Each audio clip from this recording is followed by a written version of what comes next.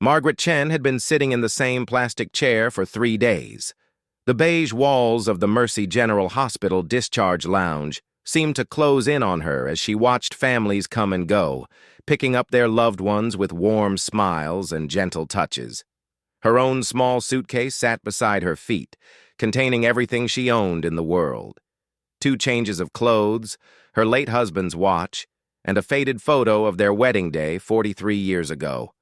The nurses had been kind enough at first. After her hip replacement surgery, they had assured her that her son David would arrive soon to take her home. The surgery had gone perfectly, they said. She was healing well. All she needed was someone to drive her home and help her for the first few days. Simple enough, except David never came. Margaret remembered the phone call clearly.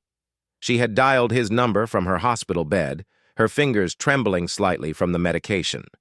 The phone had rung 4 times before going to voicemail. She left a message, then tried again an hour later. Same result. By the 3rd day, she had stopped calling altogether. The hospital staff had grown increasingly uncomfortable with her presence. Margaret could see it in their faces as they hurried past her chair, avoiding eye contact. She had become a problem they didn't know how to solve. Social services had been called, but it was Friday afternoon, and weekend staffing was minimal. Someone would be assigned to her case on Monday, they promised. Until then, she would have to wait. Margaret had spent her 78 years being self-sufficient. After her husband Thomas died 5 years ago, she had learned to fix her own leaky faucets, manage her own finances, and navigate the world without a companion. But this was different. The pain medication made her dizzy, and the surgeon's instructions were clear. No driving for 6 weeks, no heavy lifting, no climbing stairs without assistance. Her small apartment was on the 3rd floor of an old building with no elevator. As Friday evening turned into Friday night, Margaret found herself truly alone for the first time in her life. The hospital's main lobby grew quiet except for the occasional emergency ambulance arrival. Security guards made their rounds, nodding politely at her, but never stopping to ask if she needed anything. She dozed fitfully in the uncomfortable chair, waking every hour or so to the sound of footsteps or voices. Saturday morning brought a new shift of nurses, and with them, a fresh wave of sympathy mixed with professional concern.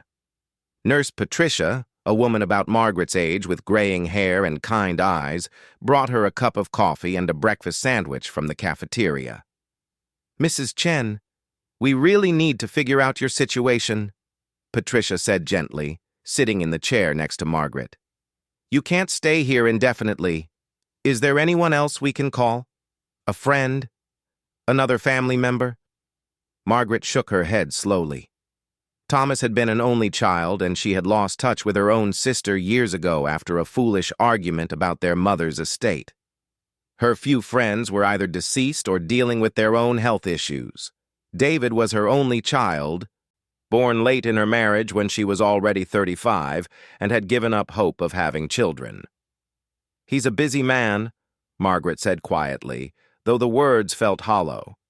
"He has his own family now, 2 teenagers, a demanding job. I'm sure he just forgot." Patricia's expression suggested she didn't believe this excuse any more than Margaret did, but she was too professional to say so. Instead, she patted Margaret's hand and promised to make some calls to see what resources might be available. The weekend stretched endlessly.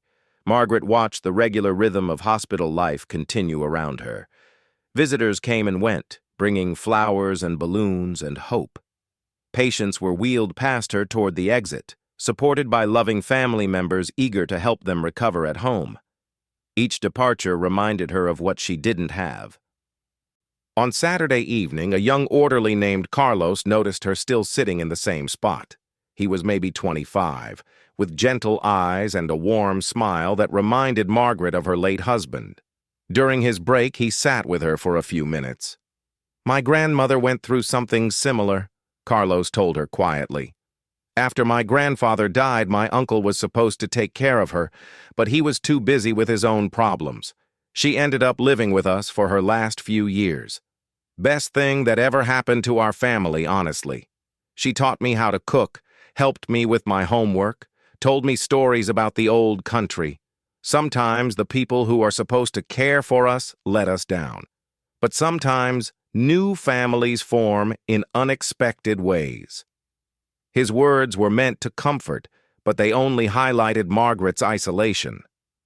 She had no Carlos, no loving family waiting to discover the treasure of her presence.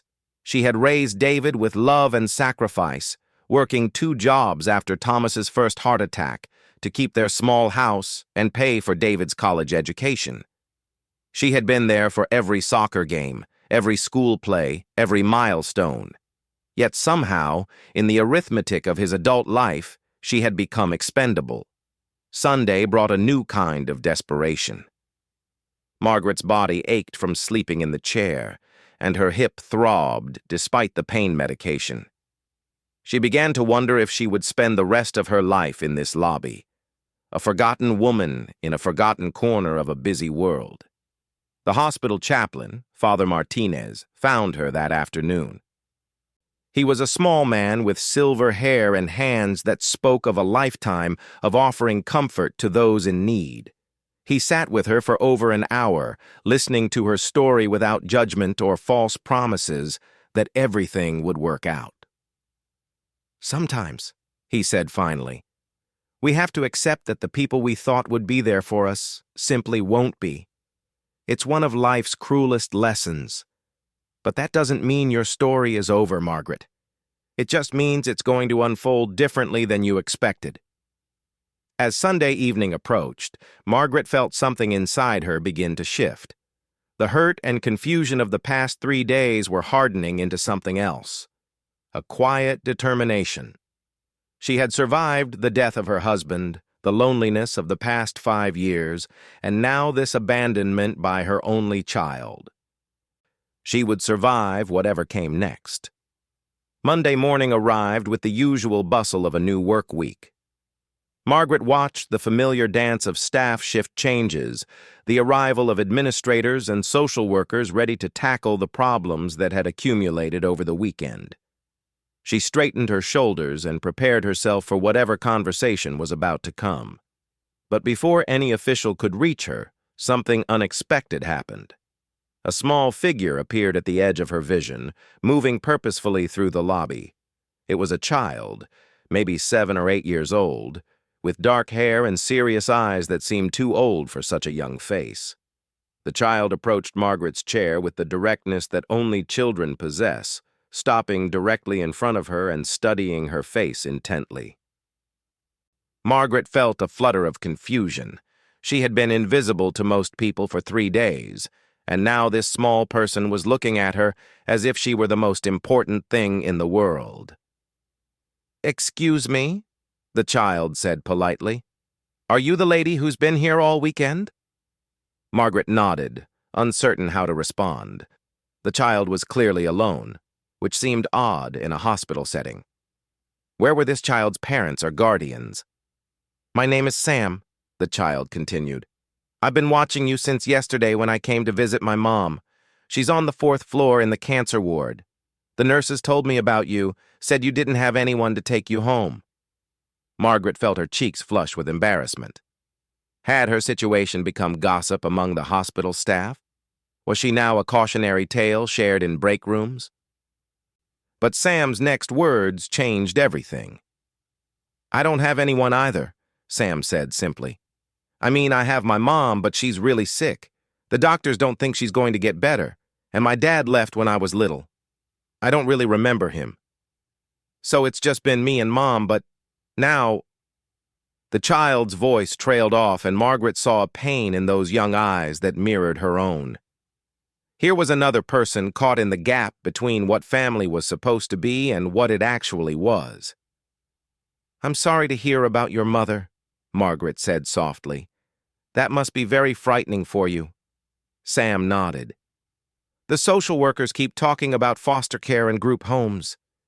They seem nice enough, but they don't really know me, you know. They just see a kid who needs a place to go." Margaret felt something stir in her chest, a warmth she hadn't experienced in years. This child was facing the same abandonment she was, but with even fewer resources and far more vulnerability. "How old are you, Sam?" Margaret asked. "8. Well, almost 8. My birthday is next month." Sam paused, then added with heartbreaking matter-of-factness, "Mom probably won't be here for it." The two of them sat in silence for a moment, an elderly woman and a young child, both adrift in circumstances beyond their control. Margaret found herself really looking at Sam for the first time. The child was thin but not malnourished, clean but wearing clothes that had seen better days. Most striking were Sam's eyes, which held a combination of hope and resignation that no 8-year-old should have to carry. "Can I ask you something?" Sam said suddenly. "Of course. When your family didn't come for you, were you scared?" Margaret considered the question carefully. "Yes," she said honestly. "I was scared, but also angry and sad. It's okay to feel all those things at once." Sam nodded as if this made perfect sense. "I feel all those things too. The nurses keep telling me everything will be fine, but I think they're just being nice. Adults say that a lot when they don't really know what's going to happen." Margaret was struck by the child's wisdom. Here was someone who understood, without pretense or false comfort, exactly what she had been experiencing. "Sam," Margaret said carefully, "where are you staying while your mother is in the hospital?" "There's a family friend, Mrs. Rodriguez, who's been letting me sleep on her couch, but she has 4 kids of her own. And her husband lost his job last month. I know they can't keep me much longer." Sam looked directly at Margaret. "I've been coming here every day after school to see Mom, but also, I don't know, I like it here. People are taking care of sick people, trying to help them get better. It feels safe." Margaret understood completely. The hospital had become a refuge for both of them, a place where being alone and afraid was not unusual, where their situations didn't mark them as failures, but simply as people in need of care. "Sam," Margaret said slowly, an idea forming in her mind, "what would you say if I told you I might have a solution to both our problems?"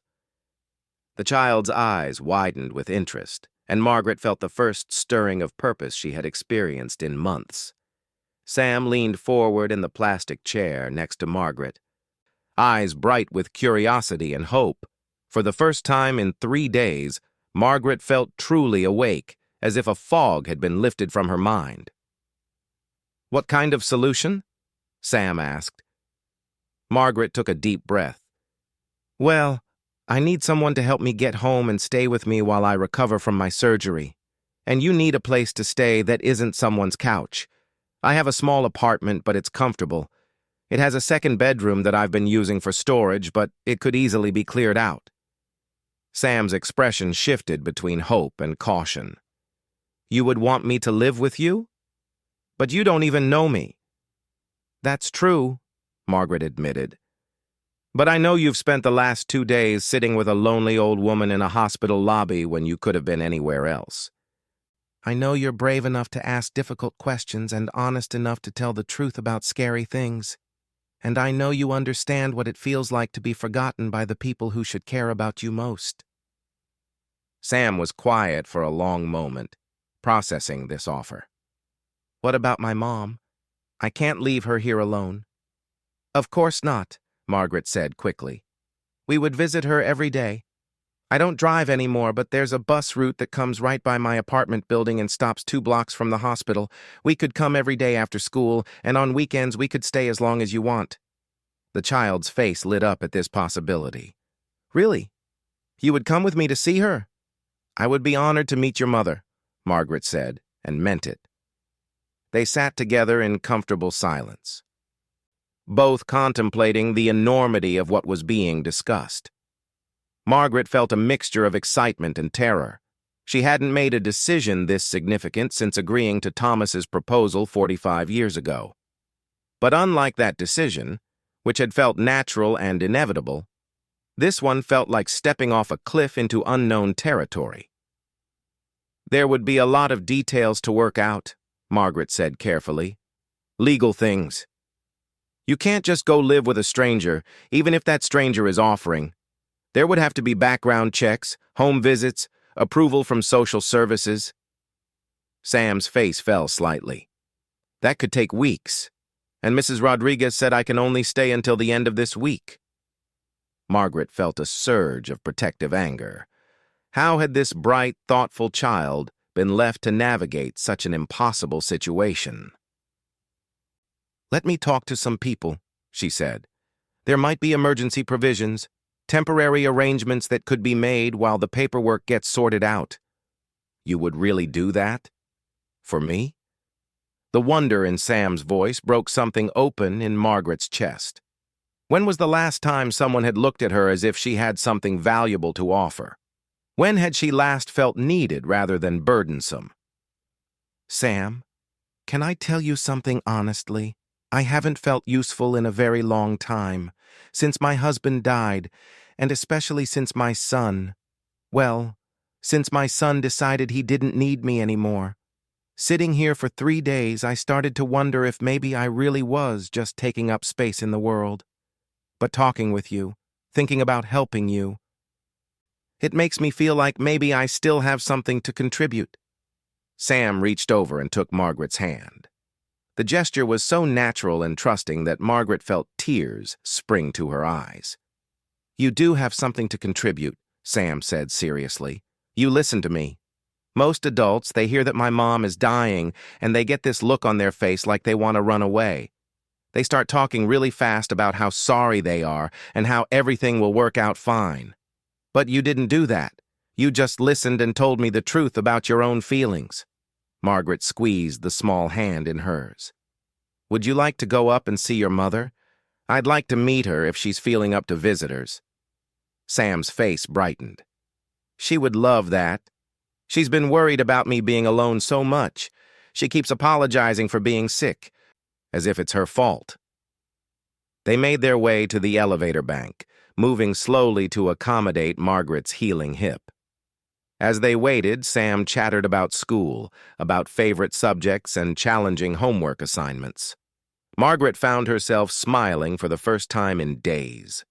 The cancer ward was quieter than the main hospital floors, with a different energy that spoke of longer stays and more serious conversations. Sam led Margaret down a hallway lined with patient rooms, stopping at number 417. Mom, Sam called softly, knocking on the partially open door. I brought someone to meet you. Come in, sweetheart, came a weak voice from inside. Margaret followed Sam into a small room dominated by medical equipment and the complex smells of disinfectant and medication. In the bed was a woman who couldn't have been older than 35, with dark hair that had clearly been affected by chemotherapy treatments. Despite her obvious illness, her eyes were bright and alert as they focused on Margaret. Mom, this is Mrs. Chen, Sam said. She's the lady I told you about, the one who's been in the lobby. Please, call me Margaret, she said, approaching the bed.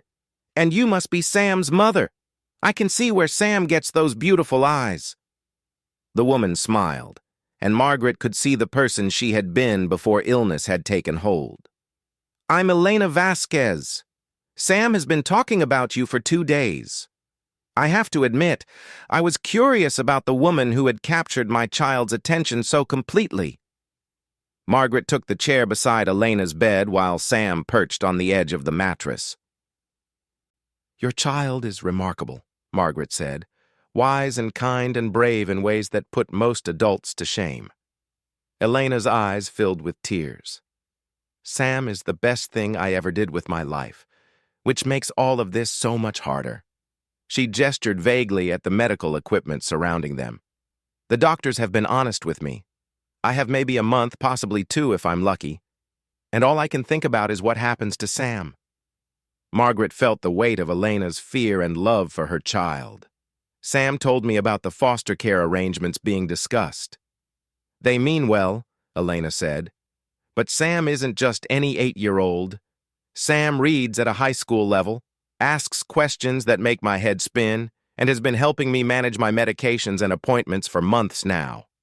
The thought of Sam lost in some institutional system, being treated like a problem to solve rather than a person to nurture. Her voice broke, and Sam immediately moved to comfort her. "It's okay, Mom. We talked about this. Whatever happens, I'll be okay. You don't need to worry about me." But Margaret could see the fear in both their faces, the way Elena was trying to be strong for Sam, while Sam was trying to be strong for Elena.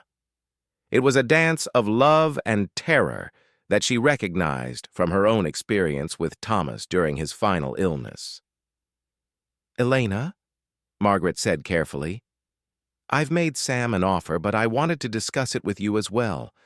I live alone in a 2-bedroom apartment, and I need help recovering from hip surgery. Sam needs a stable place to live. I'm proposing that we try to arrange for Sam to stay with me, both as a temporary solution and possibly as a longer-term arrangement if it works out for everyone." Elena stared at her for a long moment. "You want to take Sam in? But you barely know us." "That's true," Margaret admitted. "But sometimes the most important decisions can't be made based on long acquaintance. They have to be made based on instinct and need and the recognition that two people might be able to help each other." Elena looked between Margaret and Sam, clearly torn between hope and caution. "Sam, what do you think about this?" Sam took both women's hands. "I think Margaret understands me, and I think I understand her. We both know what it's like when the people who should take care of you don't, and we both know what it's like to feel like nobody needs us. Maybe we can need each other." Elena closed her eyes for a moment, and Margaret could see her wrestling with the decision. As a mother, she wanted to protect her child, but as a dying woman, she needed to find peace about her child's future. "Margaret," Elena said finally, "can I ask you some difficult questions?" "Of course." "Why are you really offering this? It's an enormous commitment. Taking on a child at your age. Sam is wonderful, but Sam is also grieving and scared and will probably need therapy and patience and understanding. Are you prepared for that?" Margaret appreciated Elena's directness. "I won't lie to you. Part of this is selfish. I've felt useless and forgotten, and Sam makes me feel needed again. But it's more than that. I raised one child, and I think I did it well, even though it didn't turn out the way I expected. I have experience with bedtime stories and homework help and doctor visits and all the small emergencies that come with childhood. I have time and energy and love that isn't being used for anything right now. What about your own family? Your son?" Margaret's expression darkened. "My son has made it clear that I'm not a priority in his life. I spent 3 days waiting for him to pick me up from the hospital, and he never came, never called. I'm done waiting for him to remember that I exist." Elena nodded slowly. "And if Sam drives you crazy? If the adjustment is harder than you expect? If you realize you've bitten off more than you can chew? Then we'll figure it out together," Margaret said simply. "I'm not promising perfection. I'm promising effort and commitment and the understanding that families don't always look like what we expected them to look like." Elena was quiet for several minutes, studying both Margaret and Sam. Finally, she spoke. "There's something I need to tell both of you. The social workers have been pushing for Sam to be placed in emergency foster care this week. They're concerned about the instability of the current arrangement with Mrs. Rodriguez. If we're going to do this, it needs to happen quickly." Margaret felt a surge of determination. "Then we need to start making phone calls. Do you have a contact person in social services?" Elena nodded and gave Margaret the name and number of the caseworker assigned to Sam's situation. Margaret wrote it down carefully. "I'll call first thing in the morning," Margaret promised. "I'll explain our arrangement and ask about emergency placement procedures." "What if they say no?" Sam asked quietly. Margaret looked at the child with fierce certainty. "Then I'll call every day until they say yes. And in the meantime, I'll ask Mrs. Rodriguez if you can stay with me temporarily while the paperwork gets sorted out. I have a feeling she'll be relieved to have one less mouth to feed." Elena smiled for the first time since they had entered the room. "Sam, what do you think?" Sam looked between the two women, these two people who were offering to reshape their lives around each other's needs. "I think maybe sometimes families choose each other instead of being born to each other." Margaret felt something settle into place in her chest, a sense of rightness she hadn't experienced in years. "Then let's choose each other," she said. Elena reached for both their hands, creating a small circle of connection in the sterile hospital room. "Margaret, I can't thank you enough for this gift. Sam is my heart walking around outside my body. Knowing that Sam will be with someone who truly cares. It's the only thing that could give me peace about leaving." The three of them sat together in the fading afternoon light, no longer strangers, but not yet a family, somewhere in the precious space between one life ending and another beginning. Margaret woke before dawn on Tuesday morning, her mind already racing with the phone calls she needed to make. Sam had spent the night on Mrs. Rodriguez's couch one final time, but by evening, if everything went according to plan, the child would be sleeping in the small bedroom Margaret had already begun clearing out in her mind. She had lain awake most of the night thinking about the enormity of what she was undertaking.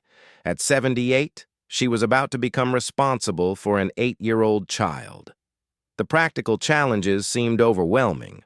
School enrollment, medical insurance, guardianship paperwork, not to mention the emotional complexity of helping Sam navigate grief while managing her own recovery from surgery.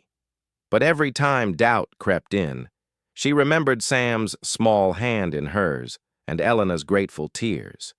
She thought about the 3 days she had spent invisible and forgotten in the hospital lobby and how Sam had seen her, really seen her, when no one else had bothered to look. At 8 o'clock sharp, Margaret dialed the number Elena had given her for the social services caseworker. After 20 minutes on hold and several transfers, she finally reached Ms. Jennifer Walsh, Sam's assigned case manager. "Mrs. Chen," Ms. Walsh said after Margaret had explained the situation, "I appreciate your offer to help Sam, but these arrangements aren't typically made so informally. We have procedures, background checks, home inspections, psychological evaluations." "How long do those procedures typically take?" Margaret asked. "For a full approval? 6 to 8 weeks minimum." "And where does Sam stay during those 6 to 8 weeks?" There was a pause. "We have emergency foster placements available." "Ms. Walsh, with all due respect, Sam doesn't need an emergency placement with strangers. Sam needs stability with someone who cares about what happens to him. I understand you need to do your due diligence, but surely there's some provision for emergency kinship care while the paperwork is being processed." "Are you related to Sam?" Margaret hesitated only briefly. "I'm family by choice. Sometimes that matters more than biology." Another pause, longer this time. "Mrs. Chen, can you come in this afternoon for an interview? I'd like to meet you in person and discuss this situation more thoroughly." Margaret agreed immediately and spent the rest of the morning preparing. She gathered financial documents, medical records, and character references. She called her neighbor, Mr. Patterson, who had known her and Thomas for 15 years, and asked if he would be willing to speak on her behalf. She even called Father Martinez from the hospital, who promised to write a letter of recommendation. The social services office was a busy place, filled with the complex realities of families in crisis. Margaret sat in the waiting area, watching caseworkers hurry past with thick files and worried expressions. When Ms. Walsh finally called her in, Margaret was struck by how young the woman looked, probably not much older than Sam's mother. "Mrs. Chen, I've been thinking about your situation all morning," Ms. Walsh began. "It's unusual, but not unprecedented. We do have provisions for emergency kinship placements, even with non-relatives, when it's clearly in the child's best interest. Margaret felt a flutter of hope. However, Ms. Walsh continued, I would need to do an expedited home inspection, interview you thoroughly, and speak with Sam's mother about her wishes. If everything checks out, we could potentially arrange a temporary placement as early as this evening, with the understanding that full approval would still require the complete process. What would you need from me? Ms. Walsh pulled out a thick folder. Immediate background check, which we can rush through today. 3 character references who can speak to your suitability as a caregiver. Proof of income and housing stability. And honestly, Mrs. Chen, I need to understand why you're willing to take on such a significant responsibility at this stage of your life. Margaret took a deep breath and told her story. She spoke about the 3 days in the hospital lobby, about her son's abandonment, about feeling useless and forgotten. She described meeting Sam and recognizing in that child the same loneliness she felt, the same need for someone to choose them, to see them as valuable. Sam and I need each other, Margaret concluded. I know that sounds simple, maybe even naive, but sometimes the simplest truths are the most important ones. Ms. Walsh had been taking notes throughout Margaret's story. Now she set down her pen and looked directly at Margaret. Mrs. Chen, I've been doing this job for 8 years. I've seen a lot of placements, some successful, some heartbreaking. The ones that work best aren't necessarily the ones that look perfect on paper. They're the ones where everyone involved genuinely wants to make it work. She paused. I'm going to approve the emergency placement pending the home inspection this afternoon. Margaret felt tears of relief spring to her eyes. Thank you. Don't thank me yet. This is just the beginning. Sam has been through trauma that most adults couldn't handle. The child's mother is dying. There will be grief, probably anger, possibly acting out. Are you prepared for that? I'm prepared to try, Margaret said honestly. I'm prepared to love Sam and to do my best to help him heal. The home inspection that afternoon was less invasive than Margaret had feared. The inspector, a kind woman named Rosa Martinez, checked for basic safety requirements, working smoke detectors, secure windows, adequate food, and clean linens. She spent time in the small second bedroom, asking about sleeping arrangements and study space. This room gets good morning light, Rosa noted approvingly. Perfect for a child who likes to read. By 5 o'clock, all the paperwork was complete. Margaret found herself standing in the hospital lobby where her new life had begun, waiting for Sam to arrive with a small backpack containing everything the child owned in the world. Sam appeared at the entrance with Mrs. Rodriguez, who looked relieved and grateful in equal measure. After quick introductions and promises to stay in touch, Mrs. Rodriguez gave Sam a tight hug and left. So, Sam said, looking around the familiar lobby, we're really doing this? We're really doing this, Margaret confirmed. Are you ready? Sam nodded solemnly. Can we go see Mom first? I want to tell her about the apartment and ask if there's anything special she wants me to take with me.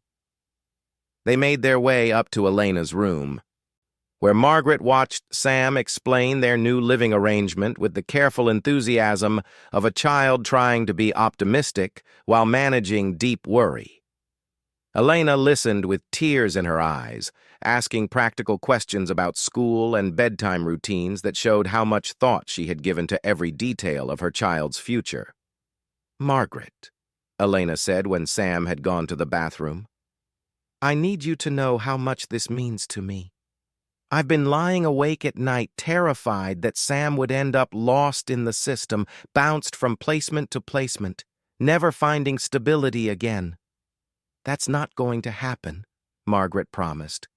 Sam is going to have a home and love and consistency. I give you my word. Elena reached under her pillow and pulled out a small wooden box. This was my grandmother's. Inside are some photos of Sam as a baby, my grandmother's wedding ring, and a letter I wrote for Sam to open on graduation day. Would you keep it safe? Margaret accepted the box with the reverence it deserved. Of course. The bus ride to Margaret's apartment was quiet, both of them processing the magnitude of what was happening. Sam pressed against the window, watching the city pass by, while Margaret found herself seeing her neighborhood through new eyes. There was the school Sam would attend, just 3 blocks from her building, the library where they could spend Saturday mornings, the small park where Sam could play and make friends.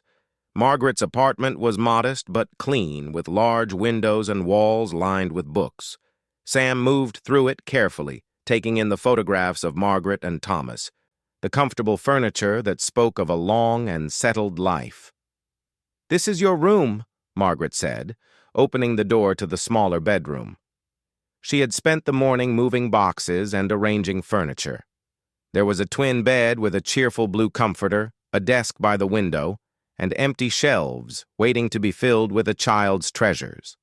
Sam stood in the doorway for a long moment, then walked to the window and looked out at the street below.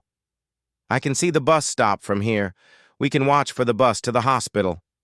"Every day after school if you want," Margaret agreed. Sam turned from the window and looked directly at Margaret. "Are you scared about all this?" Margaret considered lying, giving some reassuring adult response about how everything would be fine. But Sam deserved honesty. "Yes, I'm scared. I'm scared I'll make mistakes or that I won't know how to help you when you're sad about your mom. I'm scared that maybe I'm too old to keep up with an 8-year-old. But I'm also excited. I'm excited to have someone to cook breakfast for and to help with homework. I'm excited to hear about your day and to watch you grow up." Sam nodded seriously. "I'm scared too, but I think maybe it's okay to be scared when you're doing something important." That first evening, they established what would become their routine. Margaret made dinner while Sam did homework at the kitchen table, occasionally asking for help with difficult words. They ate together while Sam chattered about school and friends and the book being read in English class. After dinner, they called the hospital to check on Elena, then settled on the couch to watch a nature documentary that fascinated them both. At bedtime, Sam hesitated at the bedroom door. "Margaret, what if I have nightmares?" "Then you come find me," Margaret said simply. "My door is always open." The weeks that followed were a complex dance of adjustment and discovery. Sam had nightmares, as predicted, and Margaret found herself awake many nights, holding a crying child and offering what comfort she could. There were difficult conversations about death and loss, and practical challenges around school enrollment and medical appointments. But there were also unexpected joys. Margaret rediscovered the pleasure of making pancakes on Sunday mornings and reading bedtime stories. Sam brought home artwork to hang on the refrigerator and excited reports about new friends made at school. They developed inside jokes and shared interests, finding common ground in their love of books and old movies. Elena's condition deteriorated rapidly. By the end of October, she was barely conscious most days. Margaret and Sam spent hours at her bedside, Sam reading aloud from favorite books, while Margaret knitted quietly in the corner. Even when Elena could no longer respond, they could see her peace in knowing Sam was safe and loved. Elena died on a Tuesday morning in early November, with Sam holding her hand and Margaret standing behind them both, a steady presence in the storm of grief. Sam cried for hours, the deep, wrenching sobs of a child whose world has been forever changed. Margaret held Sam and cried too, both for the woman who had entrusted her with this precious child and for her own memories of loss and abandonment. The funeral was small, but meaningful. Mrs. Rodriguez came, along with a few of Elena's co-workers and neighbors. Father Martinez spoke beautifully about love that transcends death and families that choose each other. Sam stood between Margaret and Mrs. Rodriguez, small but dignified, accepting condolences with poise that broke Margaret's heart. In the weeks after Elena's death, Margaret watched Sam grieve with the intensity that only children can bring to loss. There were angry outbursts and silent withdrawals, nights when Sam couldn't sleep, and days when getting out of bed seemed impossible. Margaret learned to provide comfort without trying to fix everything, to be present without overwhelming, to love without suffocating. Slowly, gradually, they began to heal together. Sam's laughter returned first in small moments, then in longer stretches. Margaret found herself laughing too, rediscovering joy in simple pleasures. They established new traditions: Friday pizza nights, Saturday library visits, Sunday afternoon baking sessions that usually resulted in more flour on themselves than in the finished products. The legal adoption process moved forward slowly but steadily. Ms. Walsh visited regularly and reported that Sam was thriving in ways that surprised everyone. Sam's grades improved, friendships deepened, and the anxiety that had marked the child's early weeks with Margaret gradually faded. One evening in late spring, almost 6 months after their first meeting in the hospital lobby, Margaret and Sam were working in the small garden plot Margaret had rented behind their building. Sam was carefully planting seeds while Margaret provided guidance and encouragement. "Margaret," Sam said suddenly, not looking up from the soil. "Yes? Do you ever hear from your son, the one who was supposed to pick you up from the hospital?" Margaret paused in her weeding. David had called exactly once, 3 months after she had left the hospital, asking casually if she was all settled and seeming genuinely surprised when she mentioned Sam. He had made vague promises about visiting that never materialized. "Not really," Margaret said honestly. "I think he's decided that his life is too busy to include me." Sam looked up then, dirt-streaked and serious. "That's his loss," Margaret smiled. "Yes, I think it is. Do you think he'll ever realize what he's missing?" "I don't know, sweetie. But I've learned that you can't wait around for other people to recognize your worth. Sometimes you have to find people who already see it." Sam nodded thoughtfully, then returned to the seeds. "I'm glad we found each other." "Me too," Margaret said, and meant it completely. That evening, as they sat on their small balcony watching the sunset, Sam curled up next to Margaret with a book and read aloud while Margaret listened and mended a torn shirt. It was an ordinary moment, the kind that makes up most of life, but Margaret felt a deep sense of contentment she hadn't experienced in years. 6 months ago, she had been a forgotten woman in a hospital lobby, abandoned by her own child and left to wonder if her life had any remaining purpose. Now she was a mother again, chosen rather than assigned, needed rather than tolerated. "Margaret," Sam said, interrupting the reading. "Yes?" "I know I never actually asked the question out loud that first day. You know, the one that's in the title of our story?" Margaret looked confused for a moment, then remembered. The moment when Sam had found her in the lobby, the moment everything changed. "What question was that?" Sam set down the book and looked directly at Margaret with those wise, serious eyes. "Will you take me as your own?"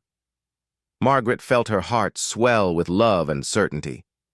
"Yes," she said simply. "Yes, I will. I already have." Sam smiled and returned to the book, but not before adding quietly, "And will you let me take you as my own too?" Margaret's answer came without hesitation. "Yes, my dear one, yes." Outside their window, the city continued its busy pace, full of people going about their separate lives. But inside their small apartment, a woman and a child who had found each other in their darkest hour continued the patient work of building a family, one ordinary, extraordinary moment at a time.